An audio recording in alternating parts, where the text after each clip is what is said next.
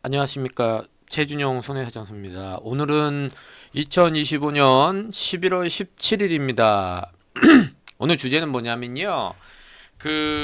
산재 사고, 공사 현장에서 사고가 발생한 경우에 산재가 끝나고 나서 회사 측으로 근제보험을 청구하는 경우 어떻게 해야 되는지 실제로 저희가 지금 처리하고 있는 사건을 토대로 어, 지금 11월 10일이니까는 일주일 전이죠. 아주 따끈따끈합니다. 예. 저희가 손해사정사가 보험을 청구하죠. 그죠? 예. 저희는 또 노무사업체와 또 제휴가 돼서 산재 사고도 같이 이제 병행해서 처리를 하고 있는데, 이 고객분은 이제 산재가 종결이 됐어요. 그리고 나서 우리가 이제 건설공제조합에 보통 근제보험을 가입을 합니다. 음, 장애급여는 많지는 않으십니다. 왜 그러냐면, 이제 14급이 가장 낮은 등급이거든요. 임금도 이제 일용근로자다 보니, 보통 이제 요양급여는 우리가 이제 치료비를 얘기를 하는 거고요. 이거는 병원한테 주는 거라, 딱히 고객분 입장에서는 이제 휴업급여 정도, 평균 임금의 보통 한 70%를 줍니다. 그래서 휴업급여가 한 2천 정도 나오시고, 또 치료가 다 끝나고 6개월을 기다리지 않고 바로 뭐 2달, 석 달, 요양기간이 있거든요. 산재는. 그래서 요양기간, 쉽게 말해서 치료받는 기간을 말하는 겁니다. 그래서 종결이 되는 경우에 장애급여를 1,000만 원 정도를 수령을 하셨다 이미.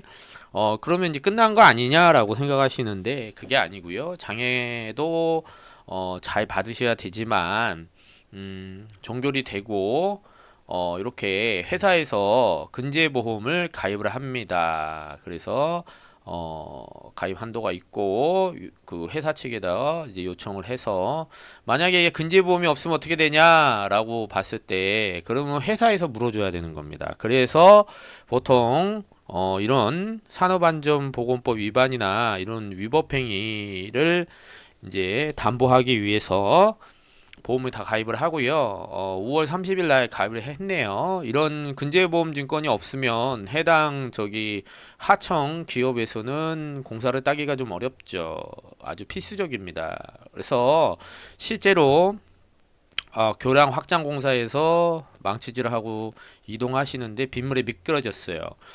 나중에 또 설명드리겠지만 어, 그 우리가 근로복지공단이죠. 근로복지공단에 이제 신청을 하면 이제 근로복지공단에는 회사 측에 얘기를 해서 이런 신청서가 들어왔는데 요양급여 신청서에 이제 사고 내용을 기재를 합니다. 이런 경우에 공사 현장에서 간단하게 안에서 넘어졌다. 뭐 이런 정도로 사고 조사를 산업안전조견표라고 해서 그 회사 측에서 서류를 받습니다.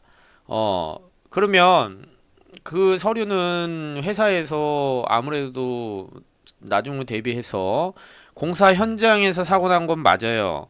하지만 회사에다가 어떤 사고 났는지 확인하는 정도입니다. 그래서 우리가 이제 근로자와 회사 측의 이견이 별로 없으면 그냥 그걸로 확정. 그러니까 사고 내용을 뭐 자세하게 뭐 현장 가서 조사하고, 물론 이제 사망 사고인 경우에는 그런 경우가 있을지 모르겠지만, 공단에서 그렇게 뭐 적극적으로 뭐 수사를 하고 그러지 않습니다. 아마 사망 사고나 중대재해 처벌에 관한 요즘의 법률에 따라서 중대재해나 이런 것들이 있으면은 아마 경찰에서 수사를 하고 그 수사에 그 공식적인 서류를 넘겨받아서 이제 참고를 해서 하는데, 중요한 거는 그냥 적용이죠.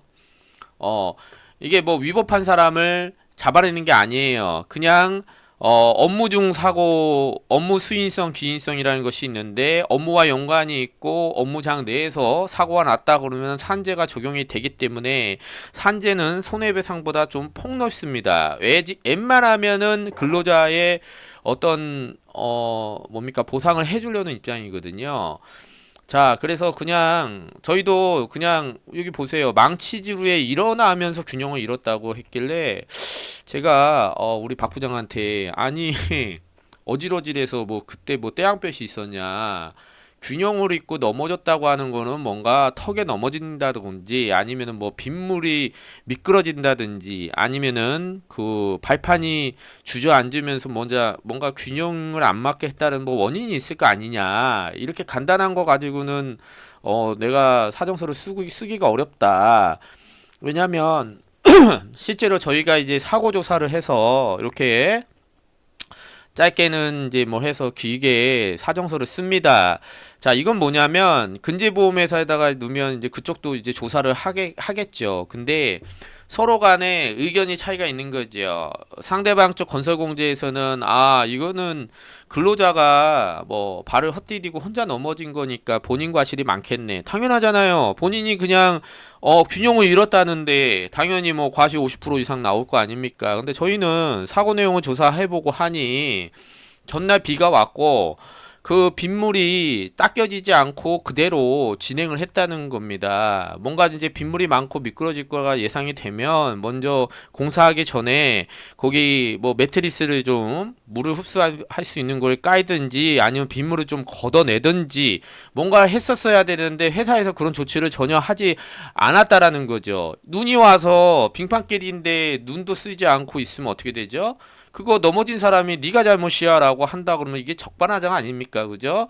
도대체 누가 과실이 더 많은 겁니까? 반반이라 이거야. 반반. 보험사는 네가 혼자 넘어졌다는 겁니다.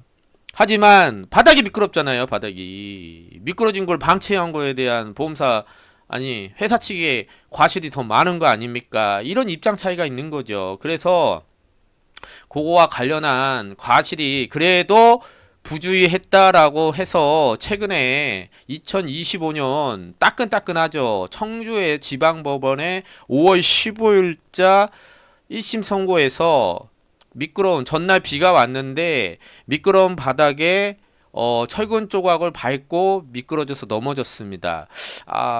뭔가를 밟았죠. 그래서 저는 요 사례와 이 지금 고객의 사례가 어느 정도는 유사하고 보험회사는 뭐 2022년 구닥다리 50% 판례를 주장할 수 있어요. 하지만 그건 옛날 일이죠. 지금 대통령도 바뀌고 최근에 이런 산업안전사고에 대해서 경각심이 있는 최근에 최근 법원에서의 판사의 생각과 그런 법리가 더 싱싱하고 따끈한 거 아닙니까? 그죠?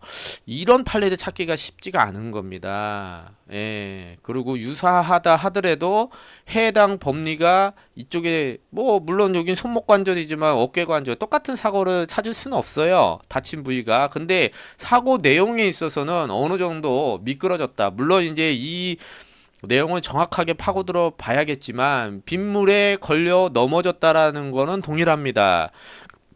그러면 이 판례에서 50%로 보지 않는다라는 겁니다. 했다면 보험회사가 50%로 주장하는 내용에서는 그 이하다. 본인의 잘못도 물론 있어요. 미끄러운 바닥 상황을 인지하지 못했다라는 거는 충분히 감안을 해도 30%라는 겁니다. 예, 그래서 어느 정도 과실에 대한 협의가 서로 간에 이견이 있다. 자, 근데 요런 내용도 중요하고요. 14급이면 상당히 낮은 등급이거든요. 그래서 이제 1000만원밖에 못 받았겠죠. 자, 그런데 어느 정도 어깨에 관절을 측정을 해봐야 됩니다. 물론 산재에서의 그 어깨 운동 영역과 맥브라이드의 운동 영역이 정확히 일치하지는 않습니다. 일치하진 않지만 그래서 산재에 있는 장애가 나왔다고 해서 이걸 가지고 감안해라 라고 할 수는 없어요. 다시 맥브라이드로 다시 해야 됩니다. 왜냐면 산재는 기간을 설정하지 않습니다. 그리고 14급과 18% 한시 5년 이렇게 산재 그 상해에 대한 관여도도 있고요. 뭐 정확하게 맥브라이드 장애 진단이 산재와 일치하지 않는다. 그래서 이 내용은 각도는 이렇게 표시된다면 어깨는 상당히 측정해야 될 것이 많기 때문에 상당히 어려운 쪽에 속합니다. 보통 추락해서 압박고절이나 이런 것들을 저희가 많이 선호를 하는데 간단하기 때문에 그래요. 근데 어깨나 이런 쪽은 좀 폼이 많이 간다고 해야 되나요? 예, 각도가 다 틀려요. 예, 그런 각도를 일일이 다 세부적으로 다 기준에 맞춰서 써야 되고, 또 기간도 기정해야 되고, 프로테지와 이런 것들을 전부 다 어, 산정에 녹아내야 된다는 거죠. 예, 본인 소득과 평균 임금이고 산재는 1년치 뭡니까? 시급여 소득입니다. 하지만 이런 근로자가 세무 신고를 거의 하지 않았을 겁니다. 때문에 보통 그렇게 우리가 도시일용 근로자 임금으로 인정을 한다 하더라도 건설공제에서는 실제로 급여 받은 그 내역과 고용보험을 지속적으로 냈는지. 왜냐하면 이런 근로자 생각해 보세요. 오늘 일이 있을 수도 있고 없을 수도 있어요. 하지만 일이 있었을 때는 회사가 하루 일당치를 체크를 하고 고용보험은 반드시 넣는다는 거죠. 그래서 그 고용보험 납입 내역을 보면 이분이 언제 일을 했는지 기억력에 의존하는 것이 아닙니다. 예, 그래서 뭐 이틀치 일할 수도 있고요. 한 달에 뭐 30일 다 채울 수도 있고, 하지만 고용보험은 필수적으로 냅니다. 그래서 고용보험 납입 내역서를 우리가 확인을 하고, 그랬다고 하면 이분은 어느 정도 일수를 채우면 도시일용으로 인정이 가능한 겁니다. 자, 그리고 5년치에 그 18%를 설정해서, 자, 이 부분에 있어서 과실이 높다면 2천만 원이라는 돈이 나올 수가 없었겠죠. 거의 한 1천만 원 가량 아마 손해를 봤을 겁니다. 그리고 여기서 1천만 원밖에 안 되면 그 기존에 산재에서 10급으로 1천만 원의 돈을 줬잖아요. 근데 노동 능력으로 평가했을 때 1천만 원이면 두 개를 공제하게 됩니다. 그러면 쌤쌤이죠. 그러면은 나올 돈이 없는 거예요. 보세요. 하지만 어느 정도 우리가 과실에 대해서 명확하게 근거 있는 얘기를 했고, 또 비록 뭡니까, 노동능력 장애평가를 잘 받아서 2천만 원 돈을 만들 수가 있었고, 산재에서 1천만 원을 받았다 할지라도 이시수익에서 산재 급여를 빼면 1천만 원의 돈을 더 받을 수가 있는 겁니다. 그리고 위자료도 어느 정도 참작을 해서 우리가 합치면 2천만 원의 돈을, 어떻게 보면 근제에서 여러분 이미 산재에서 많은 돈을 받았어요. 앞서 보시면은 휴업급여도 2천 받았고요. 장애급여도 1천 받았으니까 3천을 받았습니다. 그럼에도 불구하고 저희 같은 손해배상사 정말 잘 만나서 2천만 원을 더 받은 거예요. 이거는.